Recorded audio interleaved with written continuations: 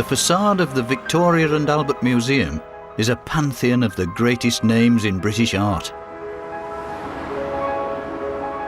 The likes of J.M.W. Turner, John Constable, William Morris. But one figure is far less well known than these giants. Not a painter or designer, but a woodcarver. His name? Grinling Gibbons.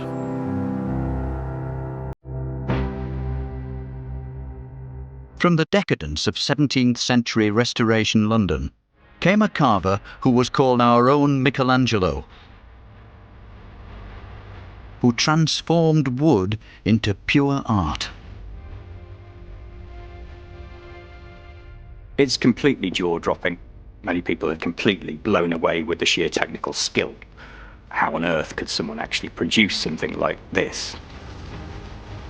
When the capital was at its lowest ebb, he made heavenly decoration. His carvings adorned the greatest buildings in Britain. His clients, the most powerful men of their age. It became the blue chip style of the day and came to dominate interiors during one of the great periods of British building.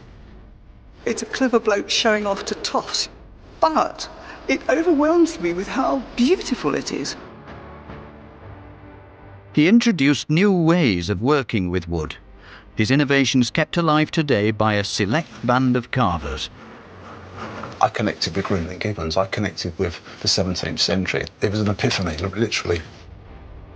Gibbons' own career ended in failure. His legacy is highly precarious, surviving floods, fire, and the whims of fashion.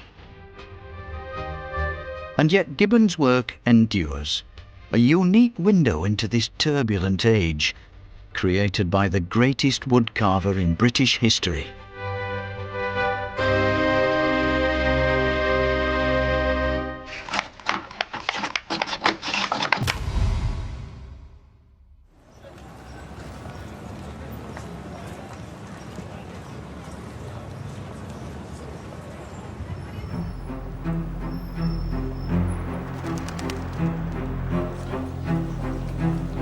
The career of Grinling Gibbons was born out of a national calamity.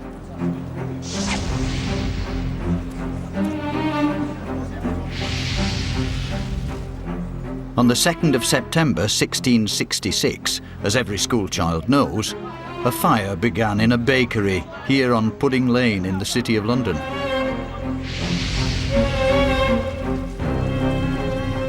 It quickly spread out of control. Within a few hours, London was engulfed in flames.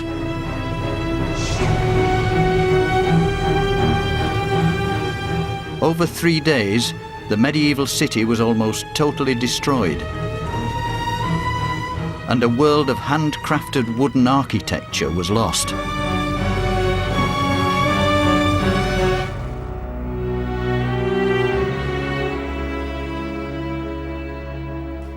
In the Victoria and Albert Museum, this ornate oak house facade, belonging to a London merchant, is a unique survivor of this inferno. A taste of what old wooden London would have looked like.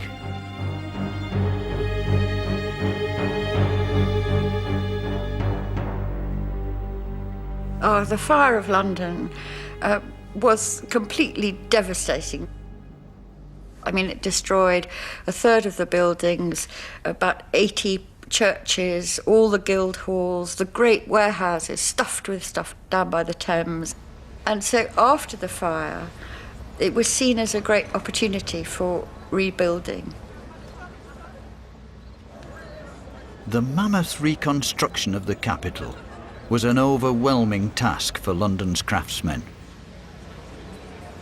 And for a young apprentice across the North Sea, the fire was not to be a tragedy, but a glorious opportunity.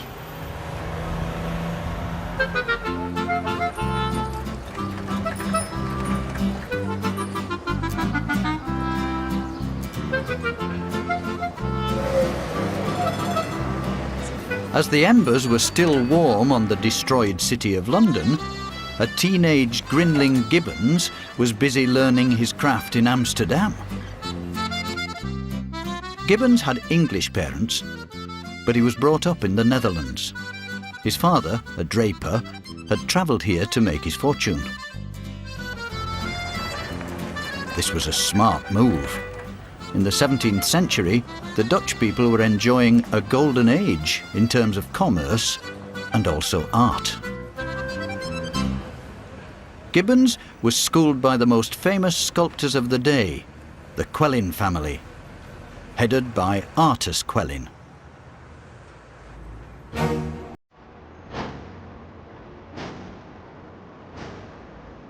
They created the classical statues that decorated Amsterdam Town Hall, declaring the power and confidence of Holland's new merchant class.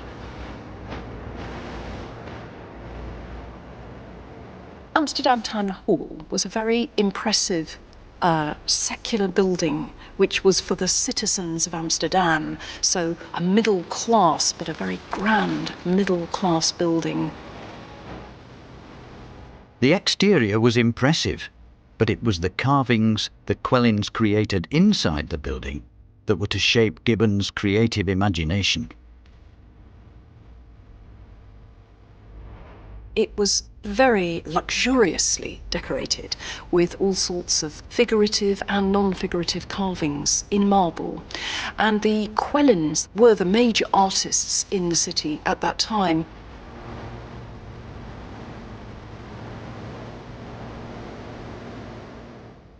That was a very important part of Gibbons's training, and there is no question he couldn't have become what he became without that background in the Netherlands, in Amsterdam. Down-to-earth Dutch merchants liked their art to appear as realistic as the goods they traded in. And their tastes were catered to by carvers far more skilled than any to be found in Britain. Here you can see, in marble, objects that Gibbons was to spend the rest of his career transforming into wood. Musical instruments, seashells and creatures from the sea, cherubs so lifelike they look as if they might breathe. But Gibbons was schooled in far more than just carving, because the Dutch were also obsessed with botany. This was a golden age of Dutch still-life painters and their naturalistic rendering of flowers. And Gibbons' wood carvings were always imbued with this passion for flowers in their many varieties.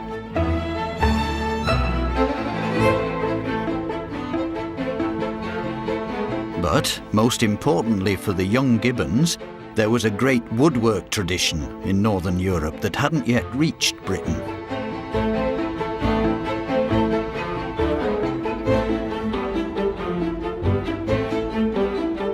While we painted our wooden sculptures, raw wood was seen as vulgar. In Northern Europe, artists revelled in the natural textures of the medium. And like them, Gibbons was never to paint his work.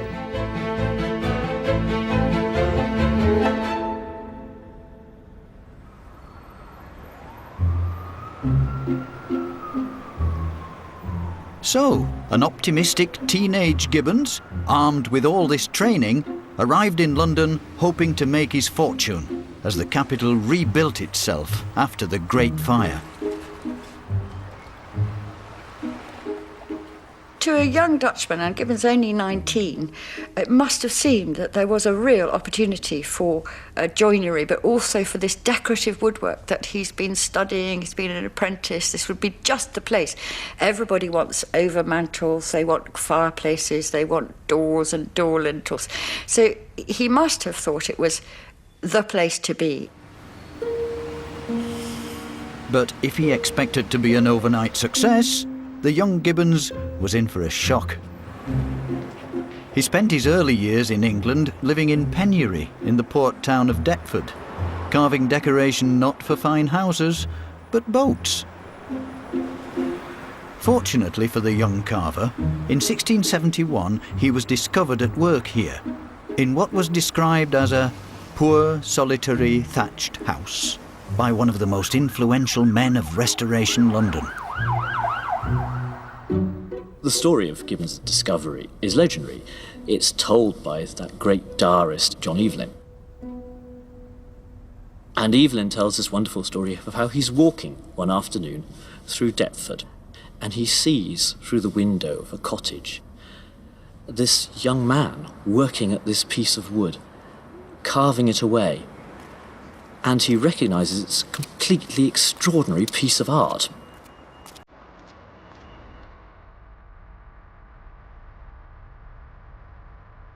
The piece that astounded Evelyn was this crucifixion, now in a country house in Cheshire.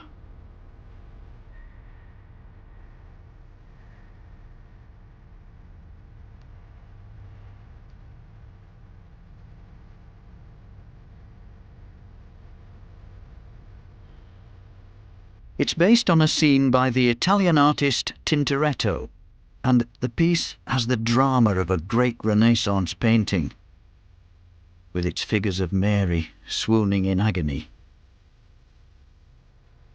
the torture of crucifixion, and its array of callous onlookers.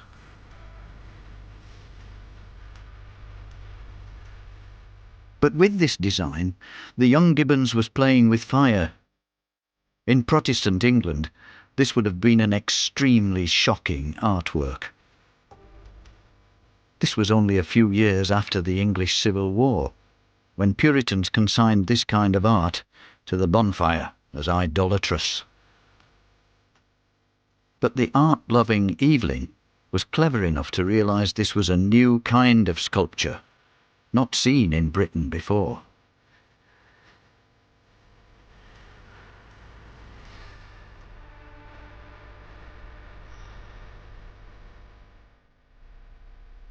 I think to understand why Gibbons was so revolutionary, you need to understand what woodwork was like before Gibbons.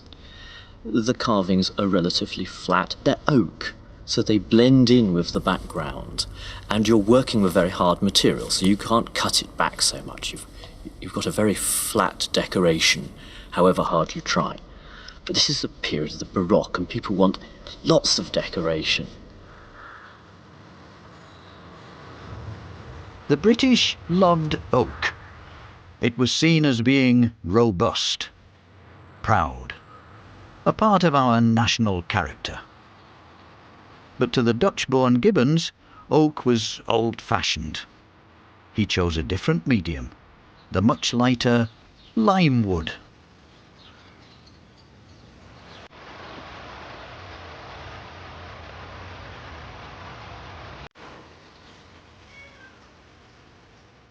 The American woodcarver, and the world's greatest authority on Gibbons, David Easterly, only works in lime wood, bringing a modern twist to Gibbons' style of carving.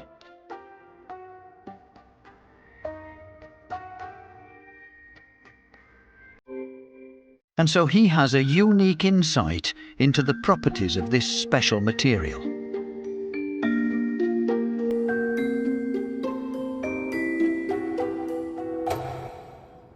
There's no wood like lime wood. It's remarkably crisp and firm, soft enough to be easily cut, but strong enough to be radically undercut.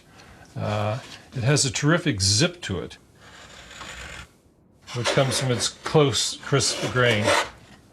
And in fact, you can see, if you look at the chip that I'm producing, which is really a curl. See, I managed to get a whole huge curl of wood with one stroke.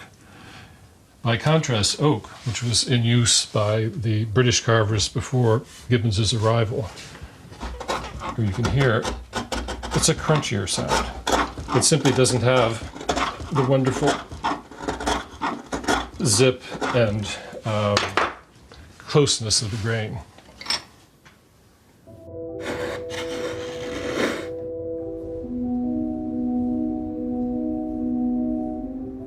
Limewood allowed Gibbons to transform wood into three-dimensional forms. He could create scenes like this depiction of the martyrdom of St. Stephen.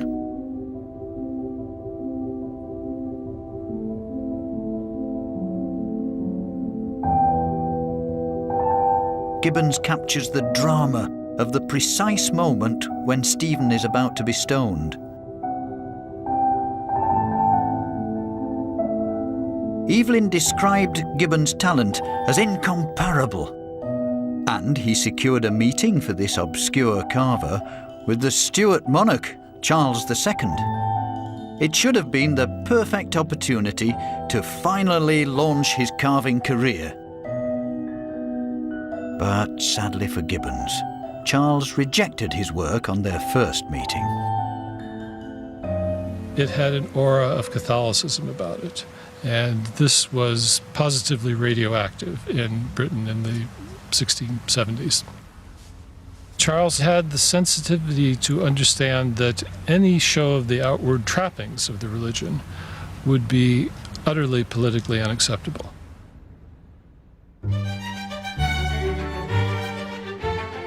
With his gloomy, serious biblical subjects, Gibbons badly misjudged the fun-loving mood of Restoration England.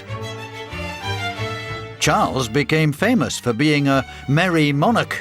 His reign was about flamboyance and theatricality. Cromwell had closed the playhouses, but one of Charles's first actions was to reopen them, as all of London became a kind of grand theatre. The ambitious Gibbons abandoned his religious work. Realising the prevailing tastes in England, he found a job working as a carver on the interior of the Grand Duke's Theatre. And now, at last, Gibbons' luck was about to turn. In the 1670s, Charles II rebuilt the medieval Windsor Castle as a pleasure palace in the new continental Baroque style. And because of his work at the Duke's Theatre, Gibbons was commissioned to work on it.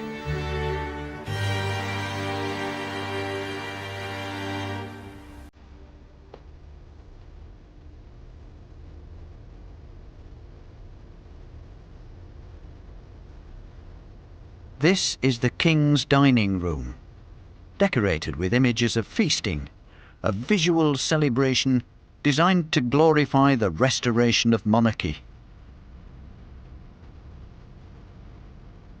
But the room's tour de force were the carvings by Grinling Gibbons.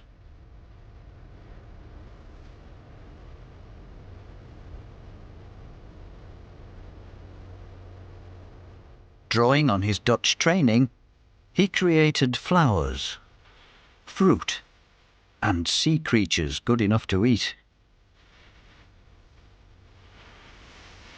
Nobody in Britain had seen anything like it. Suddenly, as if out of nowhere, a spectacular form of carved ornament burst on the scene. Wood that was carved with extraordinary realism and fluency. It became the blue chip style of the day and came to dominate interiors during one of the great periods of British building. Visitors were bewildered at how Gibbons could transform solid wood into these forms. It was because he'd introduced a new technique for carving. Gibbons never worked just from a single piece of wood. His decorative pieces were constructed from many blocks or layers that he'd stick together at the end of the process.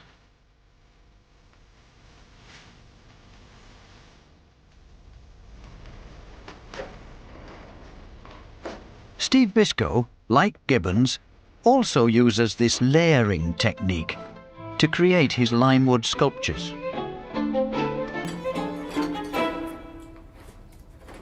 The first stage in carving is to trace the pattern onto the block of wood and cut it out. So we have to start separating the various flowers. But it's really just a case of working things down to the level you want.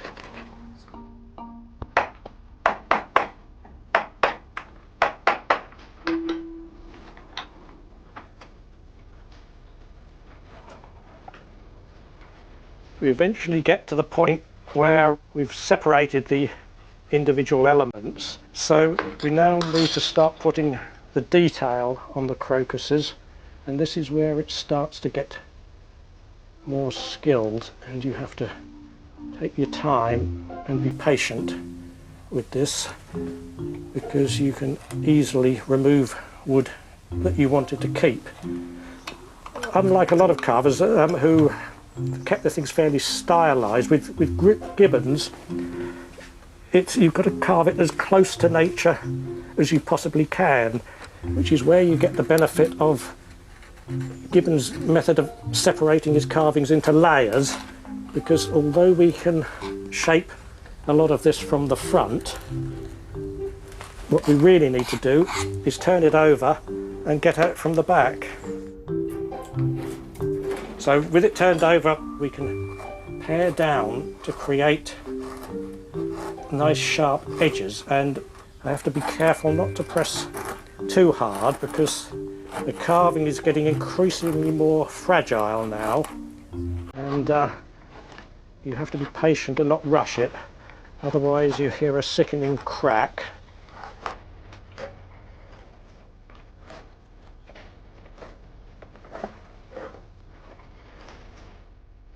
So this is a finished section of a Gibbons style carving, which would then be attached to the rest of the carving to create a whole floral spray.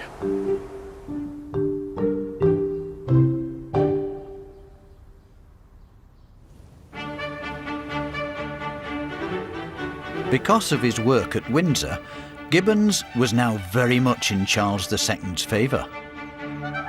Gibbons created this spectacular bronze statue of the monarch, now in the Royal Hospital in Chelsea. It showed the king as a pagan Roman emperor, a work that displays the power, but also the gilded glamour of the monarchy.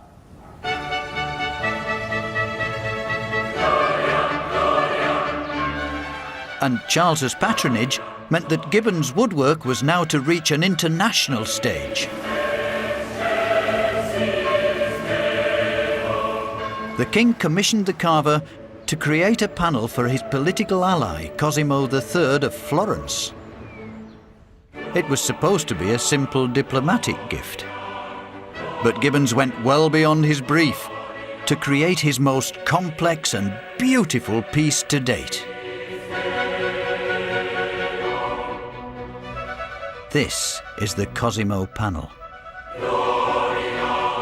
It shows art triumphing over hatred and turmoil. Here you can see arrows safely put out of harm's way in their quiver, and a medallion of Pietro da Cortona, Cosimo's favourite painter. Gibbons even signed the piece, showing that he too should be judged as a great artist.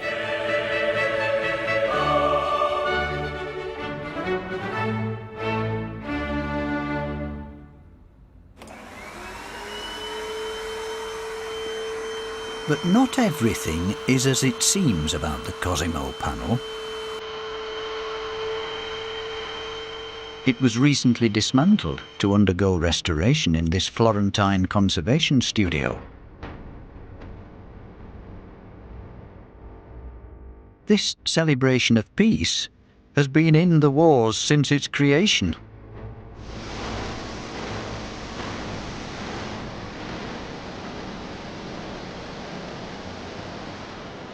In the 1960s, Florence was almost destroyed as the River Arno broke its banks.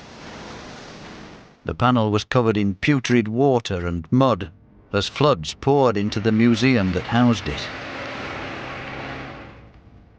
And having survived water, the next peril was fire.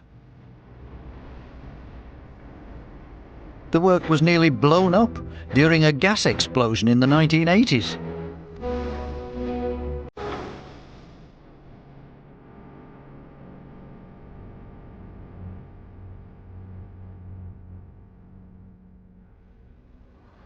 Sull'oggetto è rimasta molto evidente la traccia del fuoco, perché le creste di questa opera, molti dettagli, sono diventati neri proprio in seguito a questo incendio che ha lambito con le sue fiamme le parti più esterne dell'opera. Indubbiamente ti senti addosso una grande responsabilità, perché mettere mano a pezzi così delicati e veramente fragili è un'impresa non indifferente.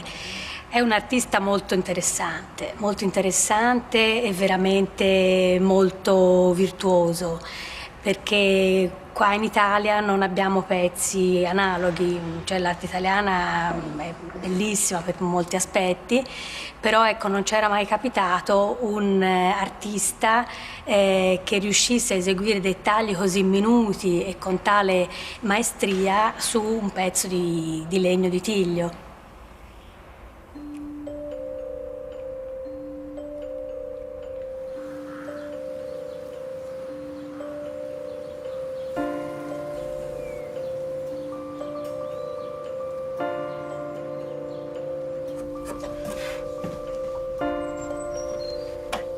Shane Raven is a carver whose work is imbued with the spirit of Gibbons' Cosimo panel.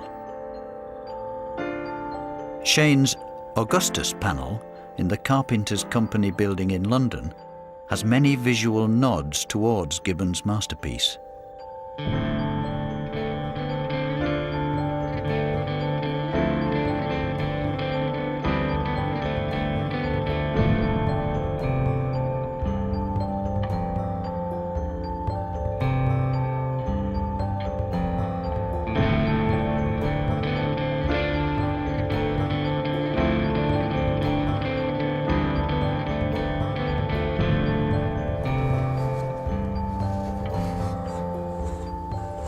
Shane creates grand fantasies in limewood, like this Horn of Plenty.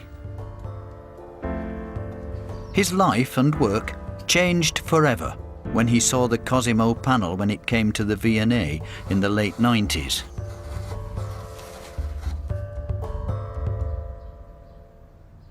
I found it quite emotional. It is, to be quite, it's like childbirth. It was when my daughter was born. I just went in, being a grown man, I just wanted to cry. I just looked at this thing and I just thought, my God, this is phenomenal. And the piece that struck me the most was the cravat that was carved, which was hanging underneath one of the crowns. And it was unbelievably beautiful. It was so tactile. It was just so, it almost moved. And also one of the nicest things for me was actually looking to the side of the Cosimo panel. I actually saw chisel marks. They were almost my chisel marks. I remember doing things like that. I thought, yes, that's how he's done it. It was so personal. And then I connected with Grinling Gibbons. I connected with the 17th century, and that was the moment for me that I just thought was phenomenal. It was an epiphany, literally. I carve because it's a passion.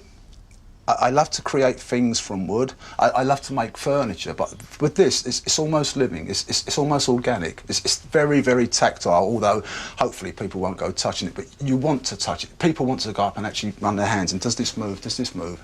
And it's a great feeling. It's almost, especially things like the music sheet, it's going to be carved so thin that you're hoping that somebody will blow it and flick it up.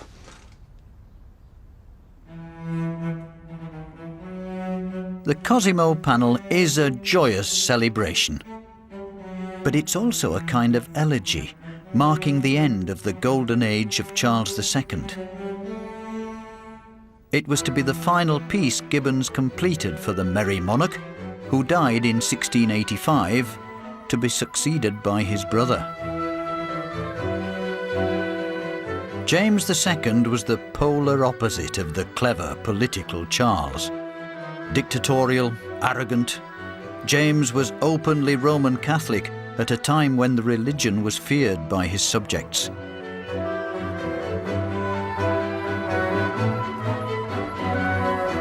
But like his brother, the new monarch did recognise Gibbons' talents. Impressed by the Cosimo panel, James commissioned the carver to create a gift for another Italian aristocrat, the Duke of Modena. But the Modena panel, housed in the city's museum, was to be a far darker and almost prophetic piece of work.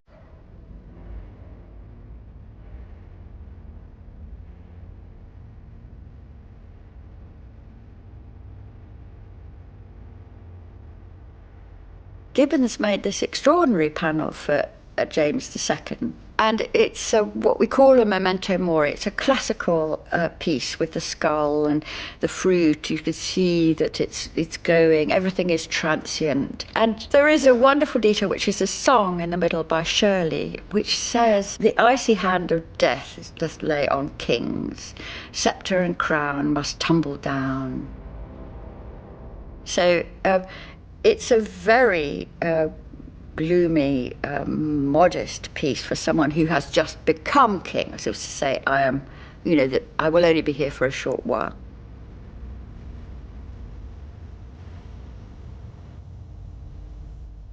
The piece displays Gibbons' growing confidence. It even includes a self-portrait.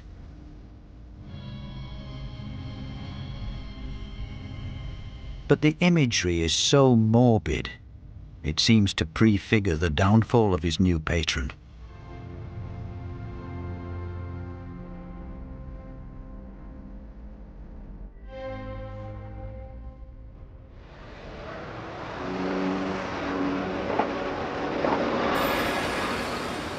James couldn't help but display his Catholicism.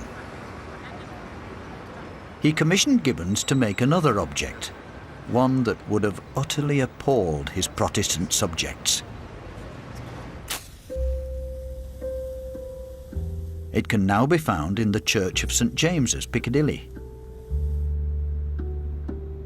This grand Italian-style organ loft was originally constructed by Gibbons for James's private Catholic chapel, itself an inflammatory statement in a Protestant country.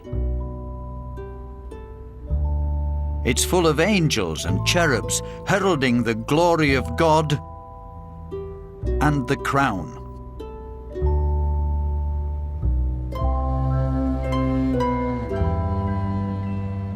But also within this church is one of Gibbons' finest masterpieces. This reredos, a decorative screen behind the altar. It contains a beauty even hard-line Protestants could enjoy. He avoided controversial pictures of the saints and instead drew on images from the natural world.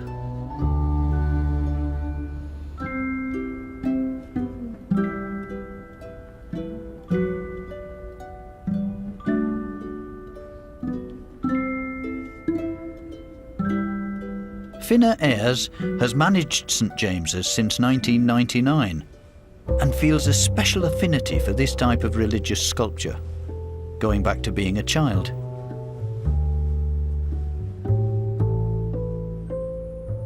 My father was a sculptor in almost all materials you can imagine. He used to work in ivory, brick, stone, and wood. So, yes, I think I knew about Grinling Gibbons before I knew about Enid Blyton. You know, there was we didn't have children's books at home, we had books on Grinling Gibbons.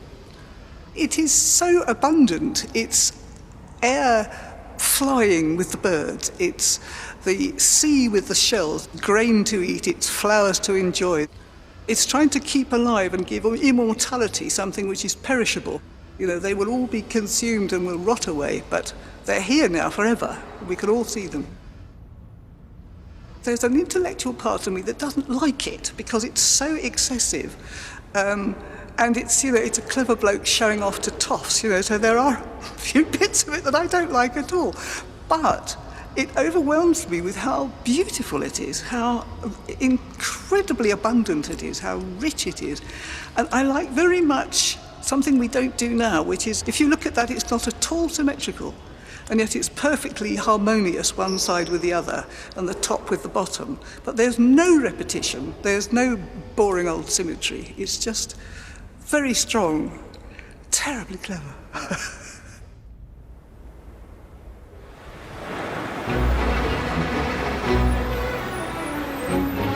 James II's pride knew no bounds. Like his brother Charles, he commissioned Gibbons to create a bronze statue of him as a Roman emperor, which today stands outside London's National Gallery. But this statue was in stark contrast to political reality.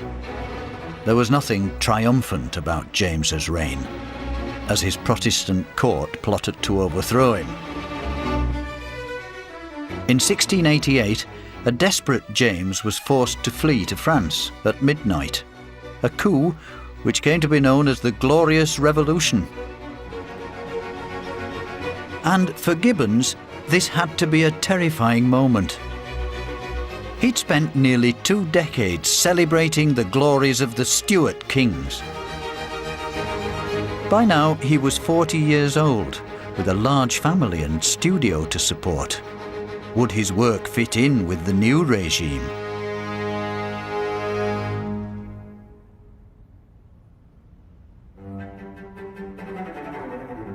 However, favour was to smile on the carver once more.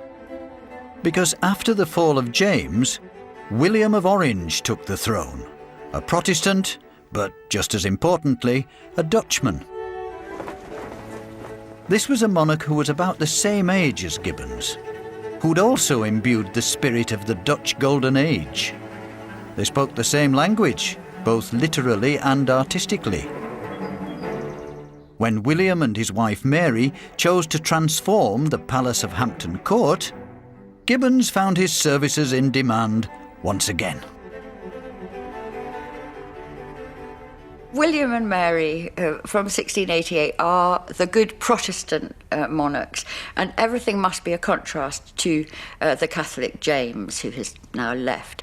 And when they remodel Hampton Court, it's plain, it's formal, and yet they want to employ the best of current craftsmanship, and Gibbons comes in there. And it's interesting because the things that we love about him, some of the things absolutely fall away. I mean, you know, there are no lobsters, and there's no drapery, and there are no musical instruments, and there's the playfulness and the kind of elaborate design has gone, and he uses this much simpler vocabulary, really, of fruit and flowers and swags.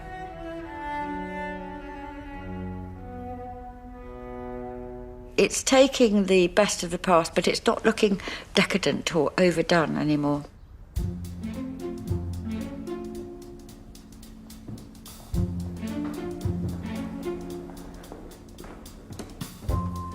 Gibbons created some of his most beautiful carvings for King William, but as a decorator, he wasn't above cutting a few corners, as you can see if you get up close and personal with his work.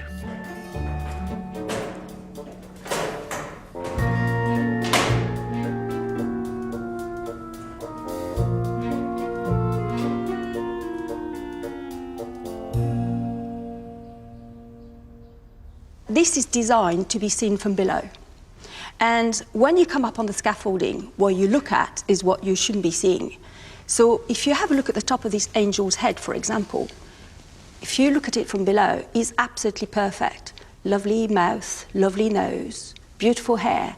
And as you get towards the top, when nobody sees it, you can see where the chisel has been. This is a carver who really knows what he's doing. And if you have a look round at the back of the bird, in order to make it light, can you see the little cuts inside with a very tiny chisel? Can you see that? And as a conservator, you can see that, and nobody else sees it, which is, I think, the reason why we all become conservators, so we can look at stuff nobody else can. To achieve these kinds of effects, Gibbons had literally hundreds of tools. He amassed them over a lifetime of carving, far more than any of his contemporaries.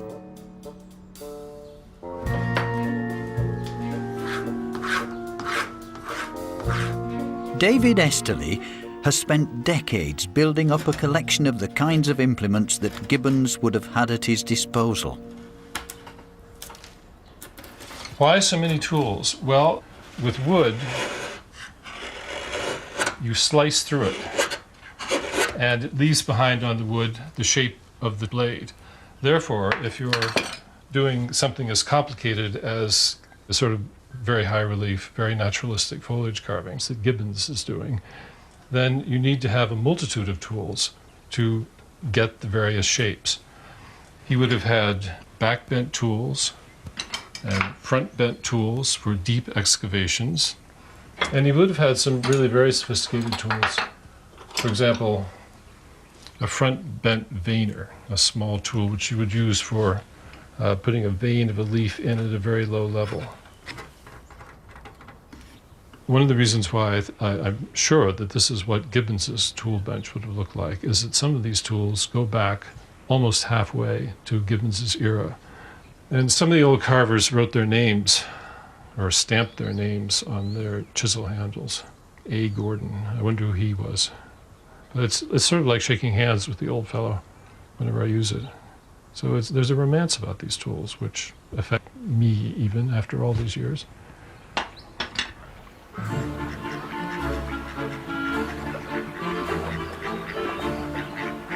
And in the 1690s, Gibbons would have needed every one of his tools and tricks to please his most demanding patron yet. Because the most difficult client Gibbons ever had to deal with wasn't a monarch, but a duke, the owner of Petworth House in Sussex.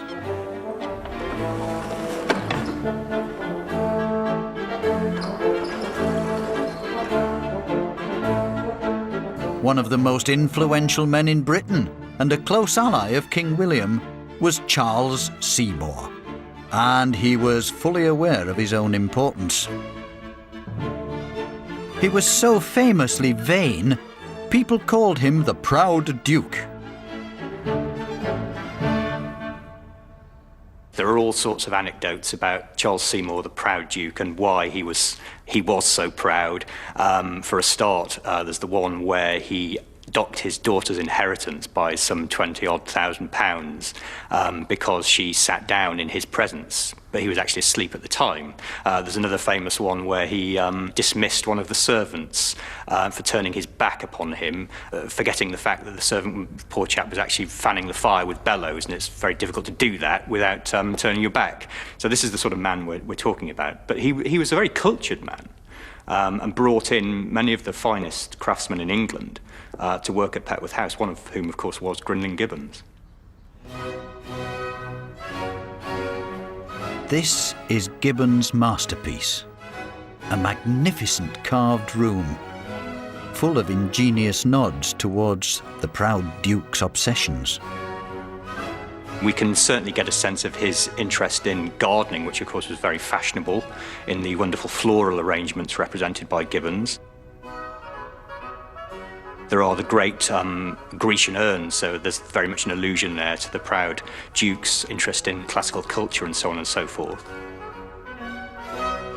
As we might expect, the Proud Duke was a Knight of the Garter.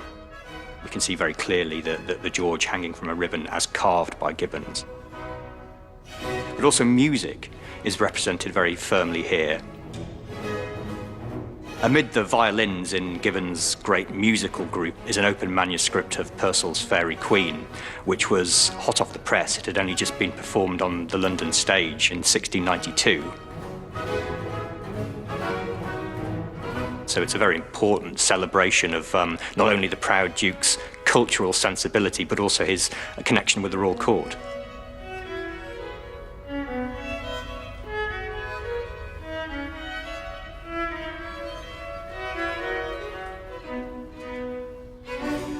It's completely jaw-dropping. Every time I walk into this room, I am completely overwhelmed by the brilliance of what surrounds me. Many people have just never really experienced anything like this before, and for a start, they're completely blown away with the sheer technical skill. Something which is frequently remarked upon. How on earth could someone actually produce something like this? This room was a tribute to a proud duke. But if you look closely enough, you can see Grinling Gibbons' GG initials facing away from each other in this great swirl. And by now, Gibbons could have been forgiven for displaying a fair bit of pride himself. You have to have a Gibbons if you've got a great house. You have to have a Gibbons surround. It's the piece to have to show off your wealth, your understanding of art, the must-have piece of decoration. And so he's risen way beyond being an artisan. He's now an artist.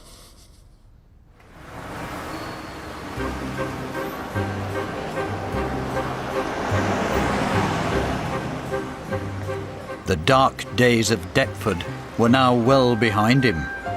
As early as the 1670s, he'd established premises inside the City of London, in the fashionable Ludgate Hill area.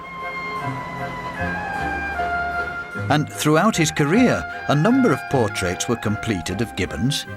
They were all to have one thing in common. They never showed him in the role for which he was most famous, as a woodcarver.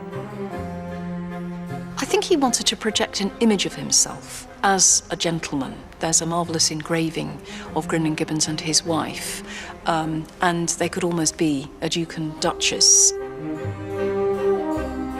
There's another marvellous painting of Grinling Gibbons holding compasses with a head, and very interestingly, that head is from a sculpture by Bernini, so he clearly saw himself in the footsteps of the great sculptors of the past. Having a studio in Ludgate Hill, Gibbons would also have seen firsthand the gradual rebuilding of the most potent symbol of London itself, St. Paul's Cathedral. Designed by Sir Christopher Wren in the aftermath of the Great Fire, this was the most important building project of the 17th century. And every craftsman, especially one as ambitious as Gibbons, was desperate to be a part of it. Gibbons had a big problem, though. Wren was decidedly not a fan of his work. Wren met Gibbons very early on, but he was singularly unimpressed, and it didn't actually use Gibbons for a good decade. Wren's architecture is always quite severe. He's always worried about being accused of being popish. This wildly over-decorated stuff is just too close to Italian Baroque. But eventually, Grinling Gibbons becomes so famous that he cannot not employ him. And, of course, it is at St. Paul's that we see this most dramatically. At last, Wren fully embraced the exuberant style of Gibbons, and his work decorated the most important part of his cathedral. The choir is where everything is going to happen, so this has to be the grandest, the most dramatic, the most splendid piece of the whole cathedral. And so this has to be the bit where you use the greatest carver of the age. You have to use Grinling Gibbons.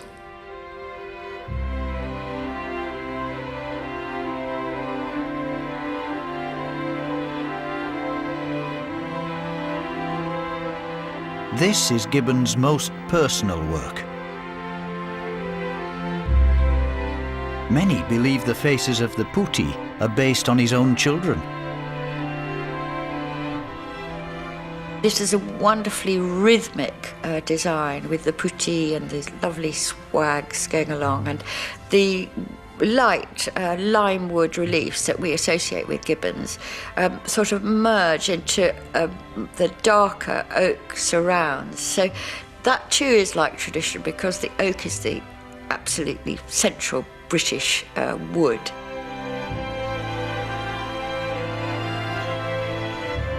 As spectacular as Gibbons' work appears in St Paul's today, we can only really glimpse a little of the splendour the carver intended for the cathedral. He constructed a grand organ case, separating the choir stalls from the rest of the church, that now only survives in old drawings. In the Victorian era, worshippers turned against Gibbons' Baroque work. It was broken in half and pushed to either side of the choir stalls, much of it lost on the way. And the destruction at St Paul's gives a clue to the strange downfall of Grinling Gibbons. Even as he was putting the finishing touches to the cathedral, his elaborate form of wood carving was falling out of favour. Fashions changed. A plainer style came into play. Famously, Sarah, Duchess of Marlborough, talked about how she didn't want a single thing carved in her house. She wanted her wainscoting as plain and simple as a lady's face. And gradually, the taste for elaborate Baroque carving faded. It was a very sad thing for Gibbons because he had an extraordinary workshop and no work, really, for them. Even at Hampton Court, the writing is on the wall. That was a very low-profit operation for Gibbons. He was paid very, very little for his grand overmantels there. I think it's 28, 30 pounds, that sort of price, which was not enough. Not enough. He clearly did it at a loss to keep his workshop together. And thereafter, work just began to dry up for him. For Gibbons, this change of fashion was a professional disaster. At the end of the 17th century, the 50-year-old carver could no longer make a living just from wood. His workshop had always worked in other mediums, but now the only way to make ends meet was by constructing marble tombs. But Gibbons' peers were absolutely scathing about his efforts in stone. He was constantly harried by complaints during these years. Some of his sculptures were sent back to be reworked. With some, he was urged to take a reduction in the price. He never did master the human figure. The energy which there might have been in the human form, he was only able to express somehow in his foliage. In the early 18th century, his reputation was fatally breached by a damning review of this work in Westminster Abbey, the tomb of the naval officer Cloudsley Shovel. The influential critic, Joseph Addison, wrote it was a matter of great offence that the manly Shovel should be depicted as a dandy, reposing himself on a velvet cushion.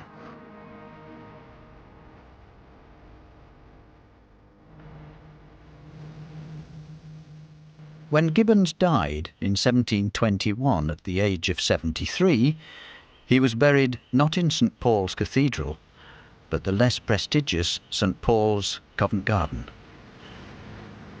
This great craftsman was yesterday's man. He was given no monument at the time of his death. This limewood carving was only placed here at the back of the church in the 1960s.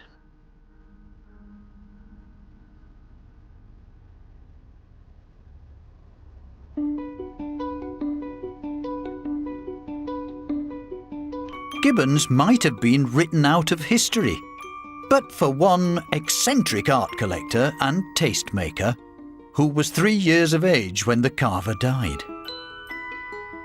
Horace Walpole loved going against the grain.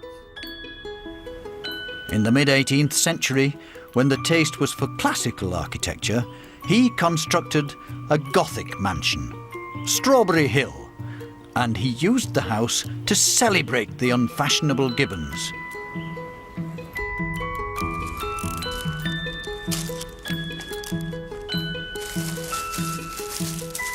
This carving of a cravat, once owned by Walpole, is now in the Victoria and Albert Museum.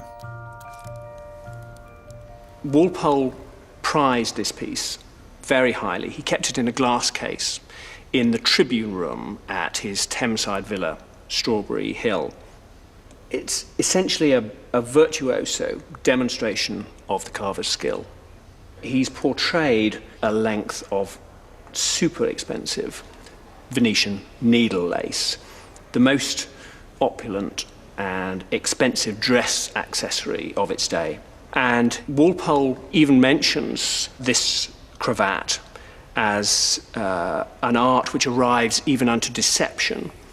And he describes in a letter how he'd received a party of foreign guests at the villa, and he met them at the gates wearing the cravat around his neck. And he describes the visitors staring at him, presumably incredulous that an English gentleman would dress like this. We can also see, it's perhaps easier looking at the back, the way that a number of these pierced loops have actually been broken off. And I can't help but speculate how many of those loops might have been broken off during Horace Walpole's practical joke.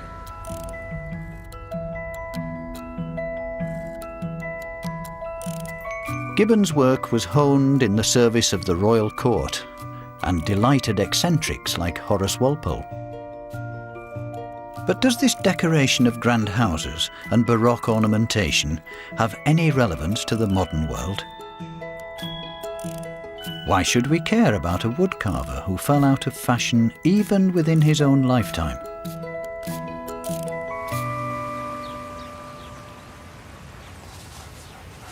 In the 17th century, Gibbons's woodcarving was valued for its triumphal relationship to the natural world. In other words, this showed the great family's command over earth and ocean and sky.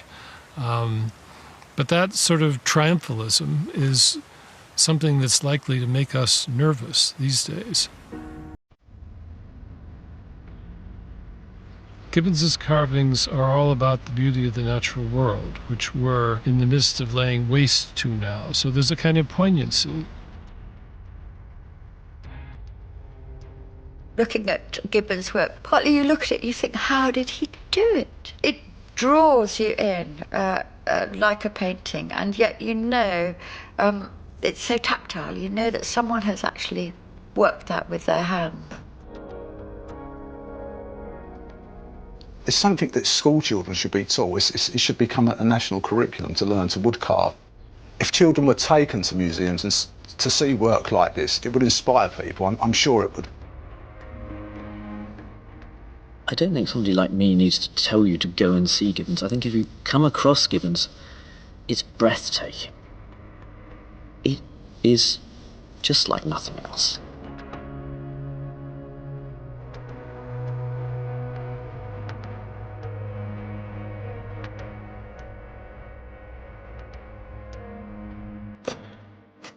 In the next episode, we'll see how medieval carvers and carpenters transformed wood into images of the divine that still astound us today.